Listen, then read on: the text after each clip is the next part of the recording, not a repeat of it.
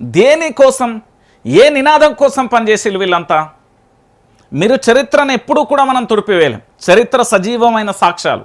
చరిత్రలో చాలా వరకు కూడా అన్నీ చాలా స్పష్టంగా కూడా కనబడతాయి. మరి ఇలాంటి పార్టీలు చాలా పుట్టుకొచ్చాయి కదా.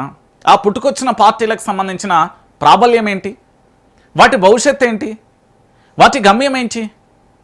కేవలం ఓటు బ్యాంకు రాజకీయాలు, లేదా అధికారంలోకి రావాలనే ఆలోచన, స్వార్థం కావచ్చు, నేనే ముఖ్యమంత్రి అనే కావాలంటూ పుట్టిన పార్టీలు ఇవన్నీ కూడా తెలంగాణలో దాదాపుగా డజన్ పార్టీలు కూడా కేవలం కల్వకుంట్ల చంద్రశేఖరరావు పేరు మీద మాత్రం వెలిసిన పార్టీలు.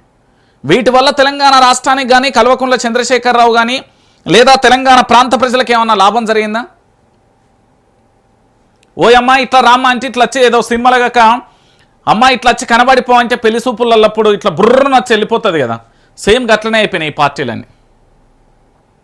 లేకపోతే ఇంకా మన భాషలు చెప్పాలంటే గ్రామీణ ప్రాంతాలల్లో ఏంది చెరువుల కానో లేదా సముద్రాల కానో లేకపోతే నీళ్ళు ఎక్కువ ఉన్న చోట ఇట్లా ఏది రాయేస్తే బుడుగున మునుగుతా చూడు అట్లా మునిగిపోయినాయి.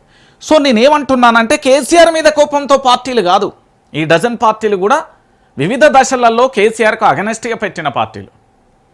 కానీ ఉద్యమ పంద అయినా, ఉద్యమ ఆలోచన అయినా, ఉద్యమ ఎజెండా అయినా, ఉద్యమ భావమైనా, దాని సందర్భమైనా ప్రజలకు వివరించాలి. ఎస్ మా పార్టీ ఇది దీనికోసం పనిచేస్తుంది, దీని లక్ష్యం ఇది, దీని ఆశయం ఇది, నాకు ఎలాంటి స్వార్థం లేదు.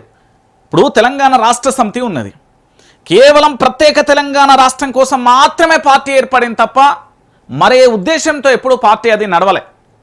మాకు ప్రత్యేక తెలంగాణ రాష్ట్రం వస్తే సాల్రబై అన్నాడు కేసీఆర్. ఎందుకంటే అప్పుడు రాష్ట్రపతిగా ఉన్నప్పుడు ప్రణబ్ ముఖర్జీ కానీ, లేకపోతే ఈ కాంగ్రెస్ పార్టీకి సంబంధించిన నేతలు కానీ, సెంట్రల్లో ఉన్న నేతలు కానీ, స్టేట్లో ఉన్న నేతలు కానీ అనేక మంది వివిధ సందర్భాలలో పూర్తి స్థాయిలో కూడా ఏంది అంటే కేసీఆర్ను ప్రలోభపెట్టే ప్రయత్నం చేసినప్పటికీ కూడా ఎక్కడ కూడా కేసీఆర్కు సంబంధించిన జెండా, ఎజెండా, నినాదం ఒకటే ఉండే, మా తెలంగాణ రావాలి, మా తెలంగాణ వస్తే చాలు, మా